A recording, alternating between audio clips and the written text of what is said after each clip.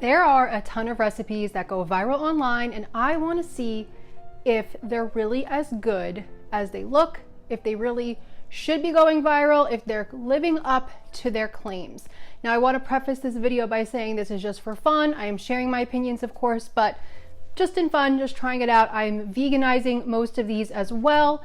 I don't think any of my original ideas that I wanted to use were actually vegan, so that's another added layer. And then on top of that, I don't know who the original creator of some of these viral recipes are at this point, so if you know, feel free to let me know in the comments, because I feel like this is what happens. Like, a recipe goes viral and then so many people keep making it, and then it kind of becomes hard to keep track of who the original recipe creator was, which is why it's always really nice to give credit when you're making somebody else's recipe. But with all that being said, I'm really excited to try out some of these viral recipes, and let me know if you've tried them. Let me know what you think about them, and let's get cooking. We're gonna start off with these protein s'mores, which look so good. It's a recipe I wanted to try for so long. So we need 1 tub of cocoa whip. I let this thaw and slightly soften on the counter for like 10 minutes. Then we need some protein powder. I'm using this one from Dymatize, a vanilla protein powder, and we're going to mix this in. I should have probably let this soften a little bit more, but after mixing for a few seconds, it really softens up and it mixes well together. In the original trend, some people did Cool Whip and some people did Cocoa Whip. Obviously, because this is vegan, we're doing Cocoa Whip, and I love Cocoa Whip. It's so good. It's just kind of like a veganized Cool Whip. So once you mix it all together, I did think it looks really good. Like, it kind of looks like marshmallow fluff. Then we're going to melt some vegan chocolate chips. I just did them 30-second intervals in the microwave. We need graham crackers, and these ones are totally vegan, which is awesome. There's no honey in this brand. There's a few other brands that also don't use any honey. So I'm going to mix the chocolate up. It's nice and melty, and now we're ready to assemble. So definitely line with parchment paper or use a silicone mat like I'm doing. We're going to place down 4 graham crackers.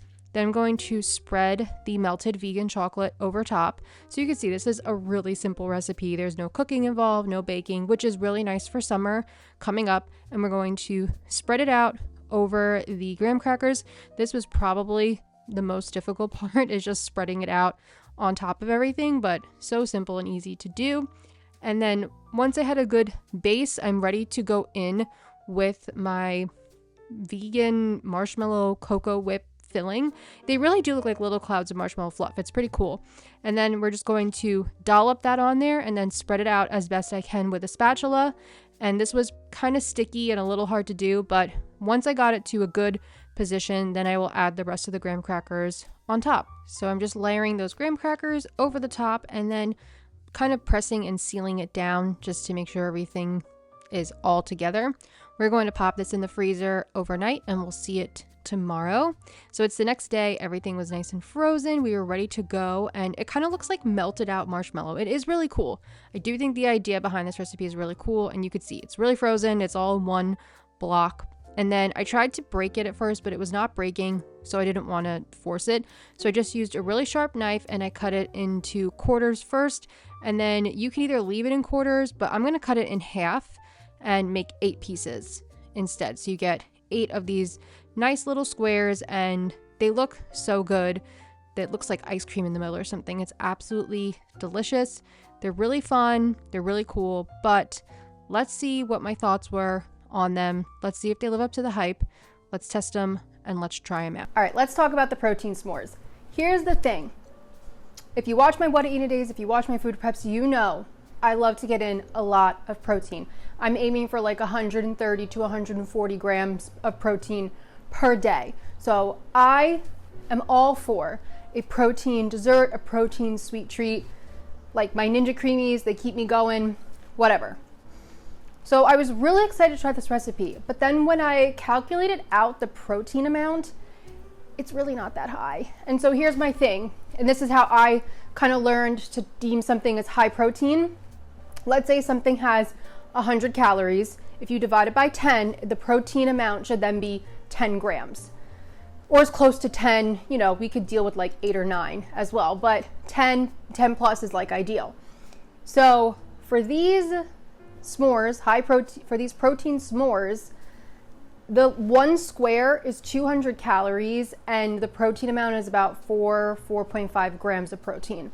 So in my opinion, I would not call these high protein. So I feel like with these, I don't love like kind of the false marketing, if you will, of calling them protein s'mores. They're a dessert. Putting protein powder in something, in my opinion, doesn't just make it high protein. One scoop of protein powder and all the whole recipe is really not that much, especially when combined with the cocoa whip, the chocolate, the graham crackers. It's just dessert at this point, which doesn't mean it won't be delicious and doesn't mean that you shouldn't make it and shouldn't try it. I just don't entirely love that it's being like marketed online as a protein dessert. When I make protein recipes, I try to make sure that there is a substantial amount of protein within the recipe. That being said, I love how easy these are to make. They're so cute. I mean, come on, that is like the cutest thing for summer. And I feel like this is a recipe I can definitely play around with and potentially up the protein, maybe by doing like this inside base and then doing like Catalina crunch on top and a drizzle of chocolate and maybe making like something else out of it, but I don't know. I feel like I could play around with it, but let's take a bite. I hate eating on camera because I always feel like I have crumbs all over my face and in my teeth.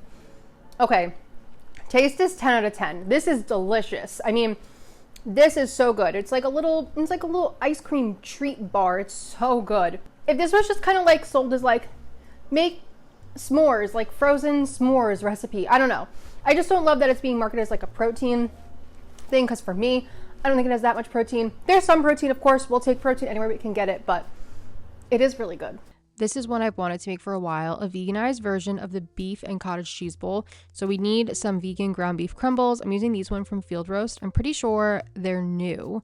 I never seen them before. So I crumbled them up with my hands and I added onion powder, garlic powder, and a little spray oil. And I just cooked this on the stove for 5 to 10 minutes until everything was warmed through. Super easy. In the meantime, while I was doing all this, I was air frying a sweet potato. All I did was peel it, cut it into cubes, and then air fry it for about 20 minutes. This is vegan cottage cheese. It's my recipe on the blog I pre-made. We're going to cut up an avocado. I don't really like avocado that much. Like, I was not looking forward to the avocado aspect of this recipe, but I know avocados are good for us, so whatever. So I cut it up into little cubes, and then once the sweet potato was done and once the vegan ground beef was warmed up, we were pretty much ready to assemble. So this was super easy to make. So I added in my air fried sweet potatoes, and I just cooked those for about 20 minutes, not too long, just until they were soft. And then I have my vegan beef all cooked up. We're going to add in some nice big dollops of that vegan cottage cheese. And I love this vegan cottage cheese recipe. And no, it is not crumbled up tofu with yogurt. It is made more like traditional cottage cheese. Added the avocado. I did some sprouts for a little extra something. And then I did red pepper flakes and agave. The regular version usually has hot honey. So this got that spicy, sweet note. And yeah, it looks super pretty. I really like how it looks, but let's give it a taste and we'll see how it came out. We're going to taste test. So I can definitely see why this bowl became popular. It wasn't that hard to make. It didn't take that long to make. I think it looks really pretty. We're hitting on all of the macronutrients because we have fat, fiber, carbs, protein.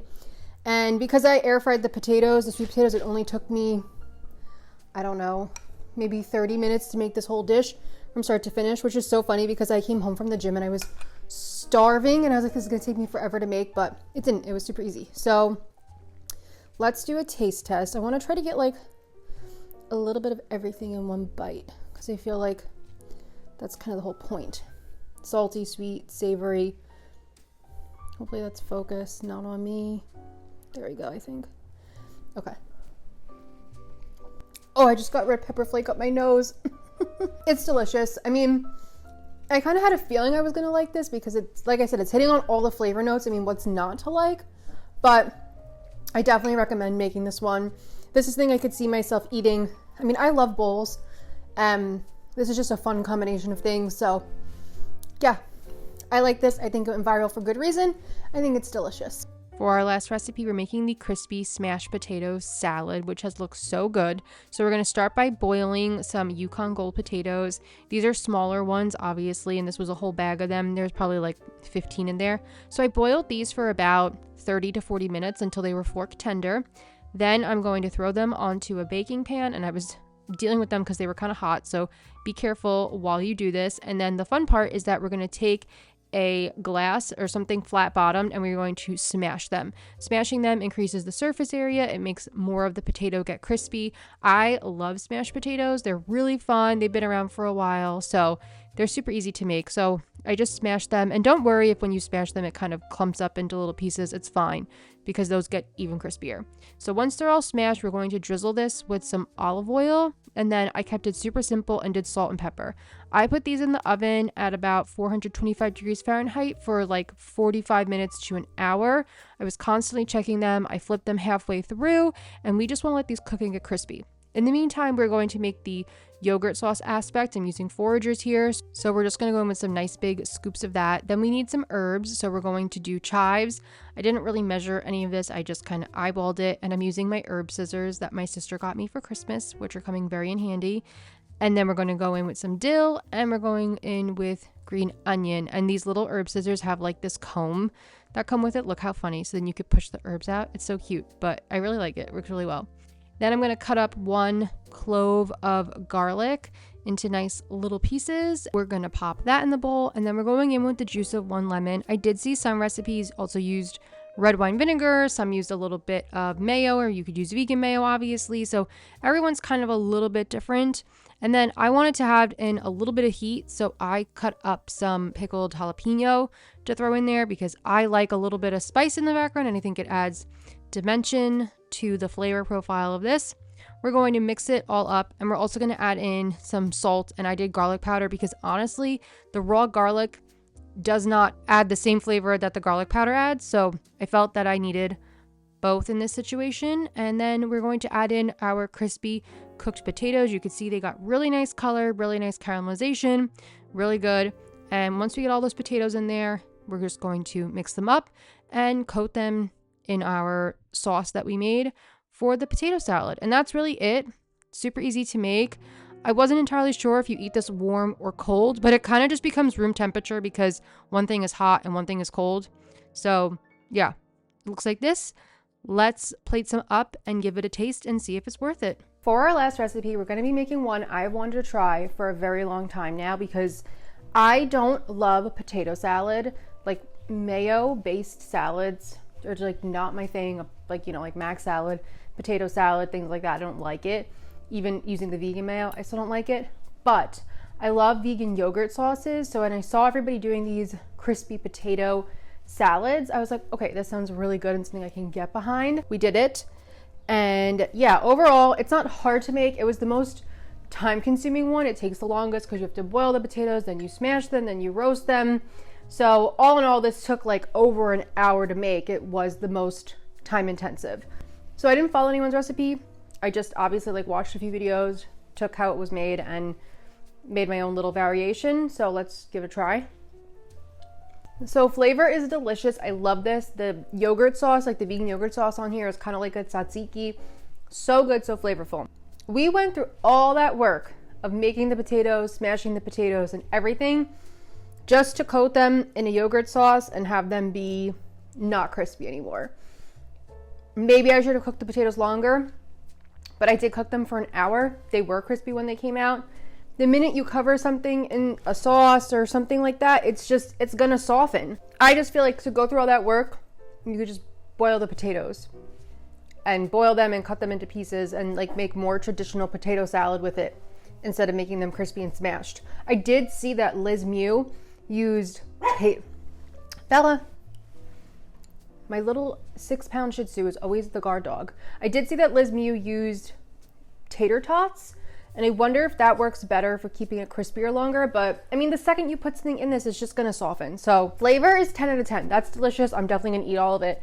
Texture wise, it's like 3 out of 10 for all the work you went through to make these crispy. For them to not be crispy seems a little silly to me. So yeah, that was us trying out some viral food recipes. I hope you enjoyed. I think everything I made tasted delicious. I was really pleasantly surprised. Obviously the potato salad was a little bit of a letdown, but overall really good. I cannot make those s'mores protein bars ever again because I could not control myself around them.